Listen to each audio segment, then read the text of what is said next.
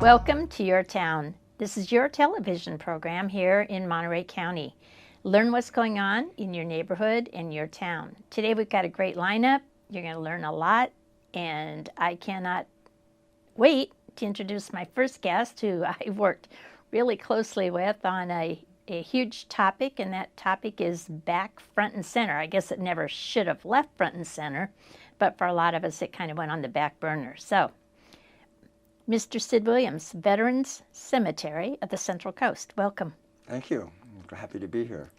So you and I worked on this, I don't know, 4 or 5 years ago and put a lot of heart and soul into it. We did that. I have to say that I kind of faded off into the background, and I so admire what you and Jack and others have done, because you've stayed front and center. But now I know there's a serious call to the community for some support. So what it is, the need is what, $3 million? We need about $3 million in order to construct the second phase of the cemetery, which will allow veterans and their spouses to be buried in the ground, which they cannot be now, only in columbaria as cremated remains today. That $3 million will cover the 10% local match required by the U.S. Department of Veterans Affairs in order to qualify for their grant to do the majority of the construction. It also will cover the environmental impact report that's required for the entire 78 acres of what will become the cemetery. And we have about a little over $1 million in the bank right now, so we're trying to raise about $2 million, and it has to be in the bank by August 31st of this year. We found out about this amount and the deadline a few weeks ago. No pressure. No pressure. So I know there's a foundation. It's a 501c3. That's correct. So I'm going to cover this a couple times. So what is the phone number or website for the foundation? Okay, the Cemetery Foundation is tasked with raising these funds. And they have a website, which is ccvcf.org, Okay. Central Coast Veterans Cemetery Foundation.org. And their phone number is 384-7804. And so if you would like to participate, you'd like to help, donate, or find other ways that you can help, please either get online and go through that process and do so, or give them a call, and they'll come back to you, and you can work it out. Okay. Well, I mean, I totally support it. You're a veteran. How many years? 27 years. 27 years. E9? E9. Which is unbelievable, remarkable. Congratulations. Thank you. There are very long time ago now. There are very few of you. It is the pinnacle. But you know, I think in our area there are so many veterans, and I have watched this over the years. I remember taking a business partner of mine to a foundation cemetery board meeting, and he saw some of the older veterans or their widows who had remains on their mantles just waiting for the cemetery. And if that doesn't touch your heart, I don't know what does. Right. So before this opened, people had to drive to, was it Gustine? It's actually in Santanella, Okay. just off of Interstate 5 over by the Santanella rest stop and all that over there. It's not too far away. It's a beautiful place, but it's a long way away, and it's not an easy drive. And most of the people that are going to go visit their loved one in the Santanella Cemetery from here are a little bit older. That's a long, difficult drive for older folks, for sure. Well, Pacheco Pass is nasty, no matter. Fun. No fun. So ever since the Fort Ord was determined to be closed, people have been working to get a cemetery here, locally, that can handle the needs of the veteran community. There's, between veterans and spouses, there's like 40,000 in this general area, and more than that if you include the entire Central Coast. An important thing to remember is that this cemetery's catchment basin is not Monterey County. It's Monterey County, Santa Cruz County, San Benito County, San Luis Obispo County, all up and down the Central Coast. If you live in the Central Valley, then San Antonio is your goal. It's much closer and easier for you to get to. So far, most of the support that we've had has been Monterey County, because that's where the veterans who decided they wanted to do this resided, and we've just carried the ball. But we'd sure like to have some help from other parts of the Central Coast too, so that you can put your loved one here. Well, I think it's really important. It's funny, once we started working on this, or I started working with you all, I had no inclination at all to be there. And then I went to a couple services, and I think Hal and I are probably now going to ask for a space out there, because it seems like a good place to be forever. And I think it's beautiful. I think it's well done. And as you know, I'm chair of the Chartwell School Board, and it's right next door. So I said, well, I will have gone from this to that. So it's kind of good. I told my granddaughter the other day, Katie, you're going to be able to, if you come back to your school, you're going to be able to come visit me over here. She said, oh, brother. Oh, brother, yeah. Well, that's how the kids are. Yes, yes. Yeah, it's a beautiful place out there. What has been constructed so far has the capability for 5,000 niches in columbaria, so that's essentially up to 10,000 people. The veteran and the veteran spouse can go together. You know, you mentioned people that were holding ashes for a long time. There was about 400 people, a little bit more, that registered to use that cemetery, who were holding ashes, just like you discussed. And we're getting very close to having that number in there already, and it only opened last October. Well, I know one of the concerns that we heard from some members of the community who were opposed to a veterans cemetery was that there would be noise, and there would be gunshots, and there would be things that would disrupt their peaceful existence. And I have to say that Chartwell is the closest entity to anything, and there are services going on there every day, multiple times during the day. And according to the people at Chartwell School, they have never once heard a gun salute, not once. So I just want to share that with you all. If people have some concerns about their peaceful existence being diminished, there has been absolutely no impact on the school. Oh, I can imagine that that's true. First of all, they don't happen with every ceremony, but when they are used, the rifle salutes are just blanks. They're not live rounds.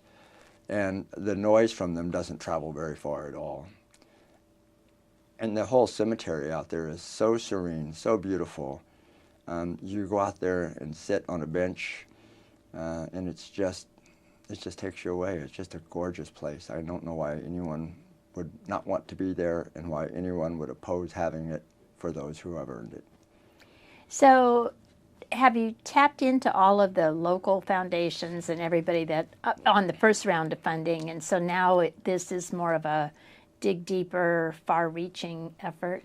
Yeah, it is. We're trying to reach out to parts of the community that we only touched peripherally before. When they did the original construction of the first phase, that which is out there now, they did a capital campaign. Our congressman now, Jimmy Panetta, and at that time the mayor of Carmel, Jason Burnett, they're very well connected, obviously, and they went out and they accomplished the goal of raising the funds we needed for the match for that first phase. But Jason Burnett's now gone, and Jimmy Panetta is now our congressman, and therefore can't raise funds except for his own campaign. So we're going out, reaching out to the ag community, to the business community, to the hospitality industry, the major players in those industries throughout the county and the Central Coast, to ask them to partner with us so that these leaders that we talk to can go out then and meet with their peers and determine, perhaps as an industry, they could give X number of dollars, whatever. If we got 4 or 5 of those industries to help, if the industry as a whole would each give us $500,000, we'd be there. And I know that's a heavy lift for a short period of time, but these industries are billion-dollar-a-year industries, and most of them, some of them have contributed before, but most of them have yet to partake in this event. And So we think that's the way to go. And our foundation, the Cemetery Foundation, does reach out through other foundations, Monterey Peninsula Foundation and others, to try and get grants and help from them as well. We're exploring every opportunity that comes to mind to try and raise this money in this very short period of time. So what happens if it's not achieved? What's the next step? Well, if there's no state monies forthcoming, which we are led to believe will be the case, then we have to continue raising funds until we have that money in hand. The state is the person that owns the cemetery, the entity that owns the cemetery, and they file with the Federal Department of Veterans Affairs for a grant to construct it. Okay. In order to file that grant, they have to guarantee that the funds necessary to meet the 10% local match and whatever other requirements that the state puts on for the cemetery, that those funds have to be there in the bank before they will submit that application. They have to test it to that in their application to the USDVA to get it. So if we don't make it now by August, then we'll try and go back the next year. Maybe we've made it by then. If we don't get it, we'll just keep doing this until we get there.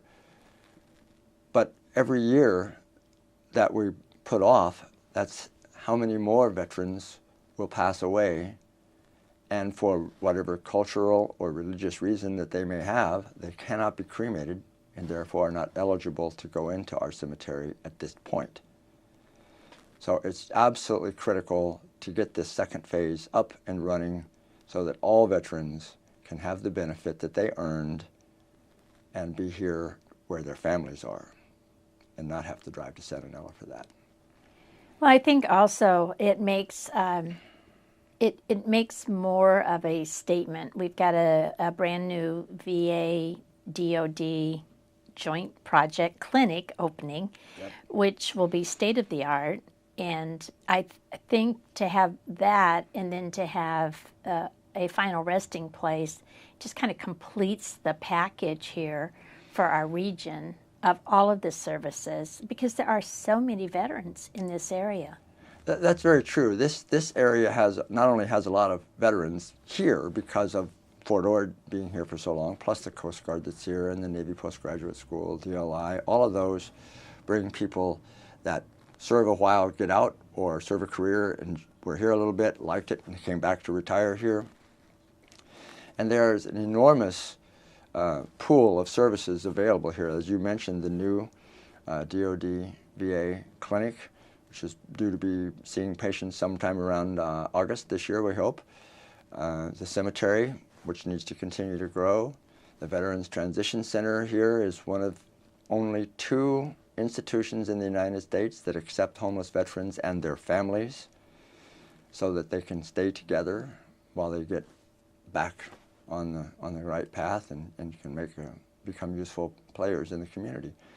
And they have like a 90% success rate out there. It's marvelous. So now, you can come here almost cradle to grave and deal with whatever happens to you along the way if we can just get this in-ground portion of the cemetery open and available to folks. And Sid, I don't think people realize that every one of our educational institutions is a designated military serving educational institution. And so if people have been in the military and left the military, they can go to school here and they can come from anywhere to do that, but it really serves our residents well, or people who have spouses that they've met here and now they want to stay in this area if they've come here during service time. But I think to have that full array of services really says thank you to the veterans in a way. It's one thing to pay lip service and say thank you for your service when somebody checked you out at the grocery store because they've been taught to do that. But I think it's completely a different thing to show how much you appreciate the service people have given to make these benefits available to them. And as you say, I looked at some of those aging people who were driving or facing the drive over Pacheco Pass to Santa Nella, and if nothing but protection for myself. I don't want them on the highways. I mean, they shouldn't be on the roads. Especially on that road, for sure. Yeah, it's a horrible drive. It's beautiful, but it's not anything that anybody wants to do. And I believe to have the opportunity to be able to visit your loved one into the future is an important thing for a lot of people. And I really believe that with cultural and religious differences, that we owe it to the veterans who served, who have that type of a background, that we give them also the same accord that we're giving the rest of us. Oh, I think that's absolutely true. You know, the whole point of having a cemetery here at all was because it was so far to get to Santa Nella, and there were so many veterans here. And of all the benefits that people earn by serving in our military, one of the most important is this burial benefit. And to not have the ability to access that benefit is a real slap in the face. That's why people like you and people like the Cemetery Foundation and people like me have been working so hard to get this cemetery constructed. This thing is going to grow.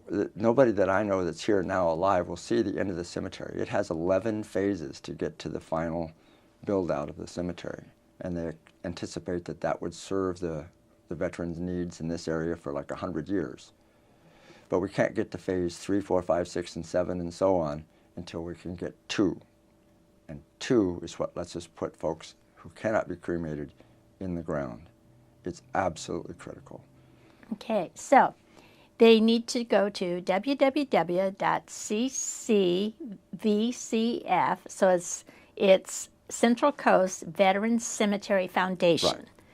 Right. ccvcf.org.